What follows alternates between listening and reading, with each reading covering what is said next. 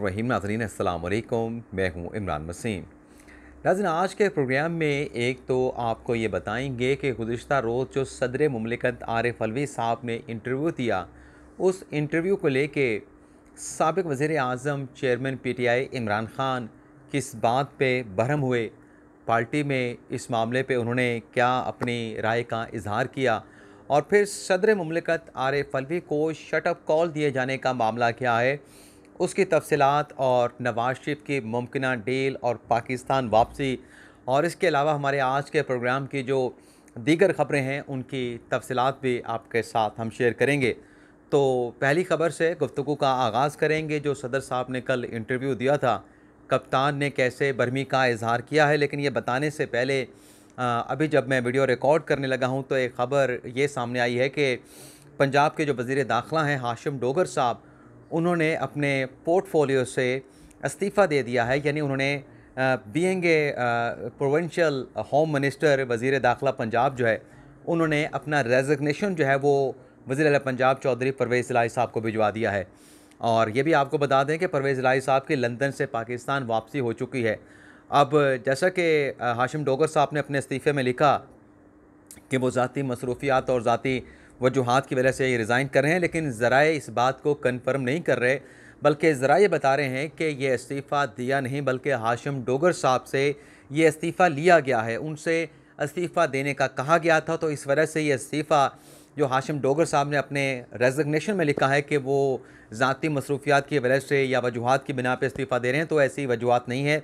ज़रा ये बता रहे हैं, बल्कि कन्फर्म कर रहे हैं कि यह इस्तीफ़ा जो है वो हाशिम डोगर साहब से लिया गया है। अब आ जाते हैं जो कल जो सदर मुमलिकत आरिफ अलवी साहब ने इंटरव्यू दिया, उसमें एक जो चंद सेकंड का एक क्लिप था जो बहुत ज़्यादा सोशल मीडिया पे वायरल हुआ।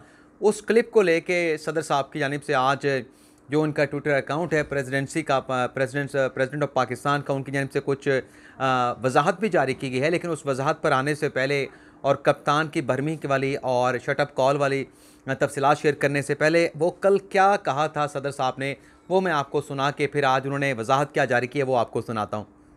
कहे थे आपने अपने खिताब में भी कहा कि अमेरिका के साथ अब मौजूदा हुकूमत बेहतर ताल्लुकात कर रही है, तो नुकसान बहुत हो गया, होने भी चाहिए। इस साइफर के इशू में बहुत नुकसान हो नहीं, होने भी चाहिए। और खुद पार्टी के लिए भी हुआ है। मैंने तो वो खत चीफ जस्टिस को भेजा। आई एम कन्विंस्ड कि इसके ऊपर तहकीकात होनी चाहिए।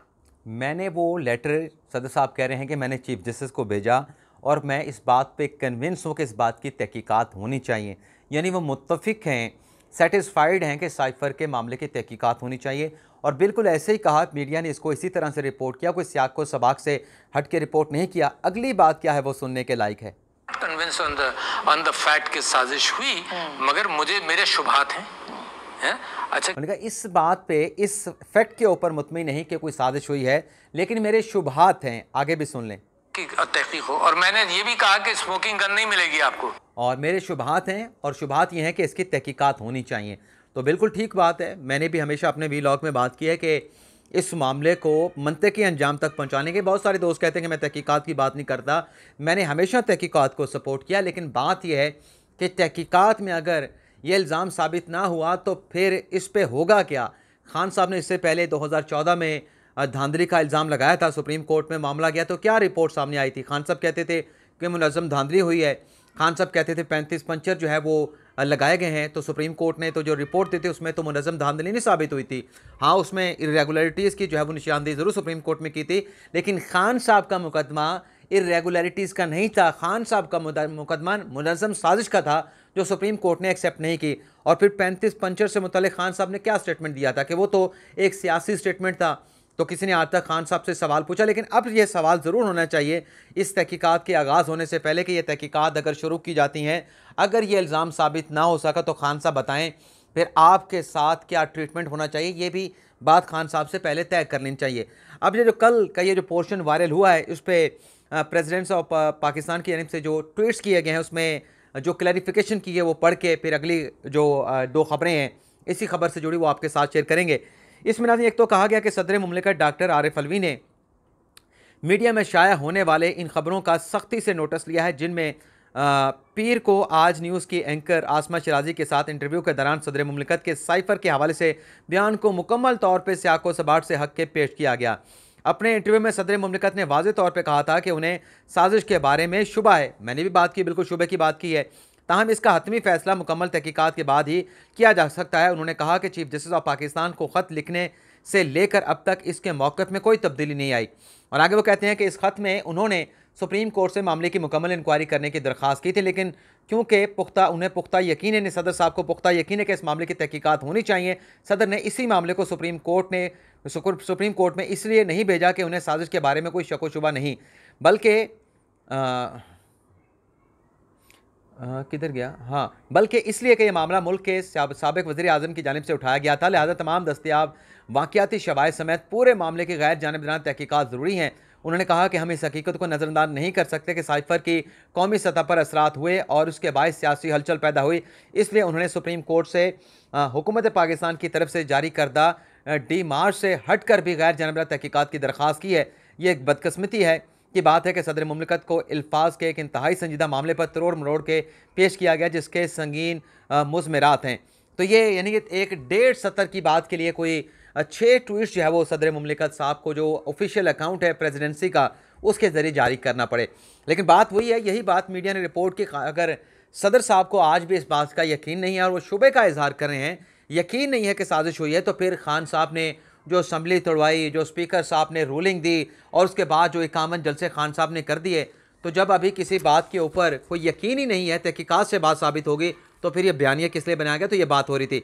लेकिन बहरहाल ये खबर सामने आई है कि जो खान साहब ने ये जो स्टेटमेंट आया है और खान साहब तक जब ये पहुँचा तो उन्होंने शदीद बरमी का इजहार किया कि हम जो एक नैरेटिव लेके चल रहे हैं, जो एक हमने बयानिया बनाया है, उस पर ये जो सदर साहब का स्टेटमेंट है वो जब खान साहब तक पहुंचा तो उन्होंने बरमी का इजहार इस तरीके से किया कि ये हमारे बयानियों को हिट कर रहा है, इससे हमें कोई फ़ायदा नहीं बल्कि उल्टा नुकसान पहुंचाया। तो शदीद उन्होंने अपनी तहफ़्फ़ुज़ात और तशवीश का इजहार किया और ज़रा ये बताते हैं कि मैसेज जो है वो कन्वे किया गया है सदर साहब को कि बेहतर है कि आप इस मामले पर हमारी वकालत करने के बजाय अगर आप खामोशी अख्तियार करें तो ये कहा गया है कि मुबैना तौर पर तो ये PTI के लिए ज़्यादा बेहतर होगा।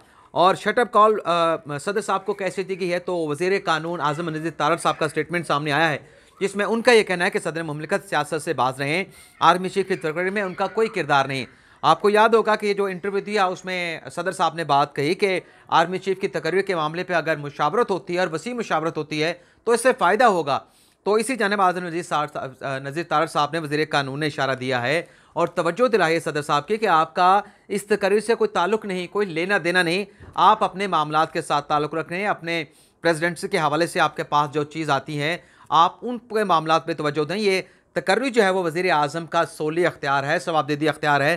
तो आप जो है इस किस्म के कमेंट्स करके कोई भी कुछ आप जो लिवरेज लेना चाहते हैं मुबैना तौर पर, तो आप इन मामलात में मुदाखलत ना करें, यह आपका हेडेक नहीं है। अब दूसरी जो खबर है, जो चीफ जस्टिस ने आज नैब से बड़ा अहम रिकॉर्ड तलब किया है। आपको मालूम है कि सुप्रीम कोर्ट में जो इमरान खान साहब की नैब तरमीम के ख़िलाफ़ दरख्वास्त है उसकी आज भी समाअत हुई।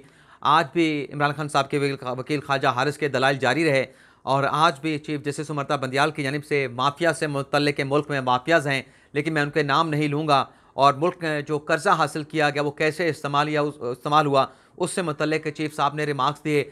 और जस्टिस मंसूर अली शाह ने कहा कि अगर हम ये कानून कलअदम भी करार दे दें तो आप ये बताएं कि पहले के से जो ख़त्म किया गया कानून है वो कैसे बहाल होगा, और फिर अगर कानून कोई पार्लियामेंट ख़त्म कर देती है तो ये अदालत उसे कैसे बहाल करने की कोई डायरेक्शन या हुक्म दे सकती है। तो ये सवालात आज अदालत ने पूछे। लेकिन आज की अदालती कार्रवाई को जब कल तक मुलतवी किया गया तो नैब को ये हुक्म दिया गया कि नैब के बनने से लेकर यानी 1999 से लेकर जून 2022 तक के जितने हाई प्रोफाइल केसेस हैं जो डिसाइड हो चुके हैं उनका रिकॉर्ड जो है सुप्रीम कोर्ट में पेश किया जाए, और ख़ास तौर पे ऐसे तमाम मुकदमात का रिकॉर्ड जिसमें जो सज़ाएं हैं सुप्रीम कोर्ट तक अपीलें दायर होने तक जो सज़ाएं ट्रायल कोर्ट से हुई थी वो बरकरार रहीं, इनका रिकॉर्ड जो है वो नैब से कल की समाअत तक जो है वो सुप्रीम कोर्ट ऑफ पाकिस्तान ने तलब कर लिया है। तो कल क्या डेवलपमेंट होगी इस केस में वो कल आपके साथ शेयर करेंगे। लेकिन जो वज़ीर आज़म शहबाज शरीफ और हमजा शहबाज शरीफ के ख़िलाफ़ 16 अरब की मनी लॉन्ड्रिंग का केस में उसमें दोनों वालिद और बेटे को रिलीफ मिलने का इम्कान है। आपको मालूम है कि पिछले हफ्ते गालिबन या उससे पिछले हफ्ते मोहल्ले सलाई साहब के खिलाफ जो 24 अरब की मनी लॉन्ड्रिंग का केस है, जिसमें लाहौर हाई कोर्ट के जस्टिस असद जावेद गुराल साहब ने उन्हें रिलीफ दिया था और जो एफआई की तहकीकात थी उन्हें कलअदम करार दी थी। तो हमने आपको कहा था कि ये जो फैसला है, यही फैसला शहबाज शरीफ और हमजा शहबाज शरीफ की बरियत का बायस बनेगा। तो इस पे बरियत की दरख्वास्तें फिर शहबाज शरीफ और हमजा शहबाज शरीफ की भी स्पेशल सेंट्रल कोर्ट में पहले से दायर की गई थी।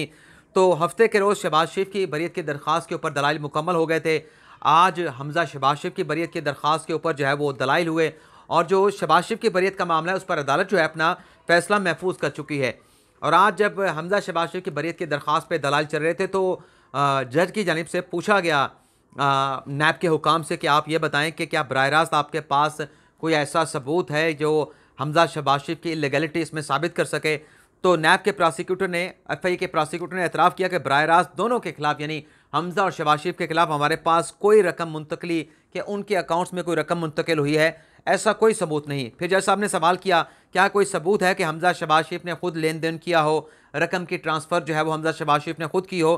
तो वकील अपना यानी प्रोसिक्यूटर एफआई ने कहा कि हमारे पास हमजा के खिलाफ या शहबाज शरीफ के खिलाफ ऐसा कोई सबूत नहीं। तो फिर जज साहब ने कहा कि जो आप बात कर रहे हैं क्या आप ये तहरीरी तौर पर लिख के अदालत को दे सकते हैं। तो प्रोसिक्यूटर ने कहा कि मुझे तहरीरी तौर पे लिख के देने की इजाज़त नहीं, लेकिन तमाम जो रिकॉर्ड है जो मैं कह रहा हूँ वो अदालत के यानी कि रिकॉर्ड के ऊपर आ चुका है। तो फिर जो वकील हैं शहबाज शरीफ और हमजा शहबाज शरीफ के अमजद परवेज जो कि मोहल्ले सलाई के भी केस के वकील थे जिसमें उनकी बरियत हुई थी, उन्होंने कहा कि 66 गवाहान हमजा और उनके वालिद शहबाज शरीफ के खिलाफ बनाए गए हैं, किसी ने भी बराह रास्त जो है वो दोनों के ऊपर कोई इल्ज़ाम नहीं लगाया। और फिर उन्होंने मोहल्ले सलाई वाला केस का जो फैसला है वो भी अदालत के सामने रखा कि ये सिमिलर केस है, इस केस में मोहल्ले सलाई को रिलीफ मिला है तो इन्हें भी हाई कोर्ट के फैसले के मुताबिक बरियत जो है इनकी कोटल जो है वो होनी चाहिए। तो कल तक जो है इस केस की समाअत को जो है वो मुलतवी कर दिया गया है। अगली जो खबर है नवाज शरीफ की मुमकिन डील के हवाले से, उसकी डिटेल पे आने से पहले पंजाब में तब्दीली के हवाले से बहुत ज़्यादा खबरें जो है वो ज़ेर गर्दिश हैं। हनीफ अब्बासी साहब का स्टेटमेंट सामने आया है और ओन चौधरी की भी जो है वो लंदन में नवाज शरीफ के साथ मुलाकात हुई है। और राना मशहूद का स्टेटमेंट भी सामने आया है कि परवेज़ इलाही साहब जो है वो ज़्यादा अरसा जो है पंजाब के वज़ीर नहीं रहेंगे और उनकी जगह पंजाब में नया वज़ीर आला आएगा। तो ये दावे किए जा रहे हैं। तो दूसरी जानिब शेख रशीद साहब का एक स्टेटमेंट सामने आया और शेख रशीद के स्टेटमेंट में आने से पहले राना तनवीर हुसैन ने भी स्टेटमेंट दिया है कि नवंबर में नवाज शरीफ की पाकिस्तान वापसी हो रही है। तो ये जो पंजाब में तब्दीली और नवाज शरीफ की वापसी की खबरें चल रही हैं, तो फिर शेख रशीद साहब का ये स्टेटमेंट सामने आया है जिसमें उनका यह कहना है कि मुल्क पाकिस्तान में आने जाने के लिए डील की जाती है, इसलिए नवाज शरीफ डील के मुंतज़र हैं। यानी शेख रशीद कह रहे हैं कि डील होगी नवाज शरीफ की तो वो पाकिस्तान वापस आएंगे, लेकिन फ़िलहाल डील नहीं हुई तो नवाज शरीफ जो है वो पाकिस्तान वापसी के फ़िलहाल मुंतज़र हैं। जैसे डील हो गई तो वो पाकिस्तान वापस आ जाएंगे। लेकिन यहाँ पे दो सवाल पैदा होते हैं कि जब 2018 में नवाज शरीफ को एबल फिर रेफरेंस में सज़ा हुई जुलाई 7 2018 में, तो सज़ा के बाद वो 12-13 अगस्त जुलाई को पाकिस्तान वापस आ गए थे। उस वक्त नवाज शरीफ की क्या डील हुई थी कि वो सज़ा भुगतने के लिए और जेल में जाने के लिए जो पाकिस्तान वापस आए थे। और दूसरा सवाल शेख साहब से ये भी है, माफ़ी चाहता हूँ कि आप डील की बात कर रहे हैं कि डील के ज़रिए वापसी होती है, तो नवाज शरीफ तो आपके दौरे हुकूमत में जैसे आप कह रहे थे कि आने और जाने के लिए डील होती है, तो आपके दौरे हुकूमत में जो नवाज शरीफ लंदन गए थे, तो सबसे पहले आप ये बताएं कि आपके साथ क्या डील हुई थी, क्या आपके साथ नहीं हुई थी तो किसके साथ डील हुई थी जो आप डील की बात कर रहे हैं। तो पहले ये बताएं ताकि आवाम तक सच पहुंच सके। लेकिन आप पूरा सच बताने से कासिर हैं, लेकिन जितना आपको सपोर्ट करता है जिससे आपको सियासी तौर पे फ़ायदा पहुंचे, जो कि पहुंच नहीं रहा, आप कोशिश तो कर रहे हैं, लेकिन बहरहाल देखते हैं कि दावे किए जा रहे हैं पंजाब में तब्दीली के और नवाज शरीफ की वापसी के। तो कब नवाज शरीफ की वापसी होती है और पंजाब में तब्दीली के हवाले से सियासी हलचल का कब आगाज़ होता है, तो इंतज़ार रहेगा हमें भी और आपको। लेकिन फ़िलहाल आपसे इजाज़त चाहेंगे। अल्लाह ताला हम सब का हामी नासिर हो। अपनी ढेर सारी दुआओं में याद रखिएगा। अल्लाह हाफ़िज़।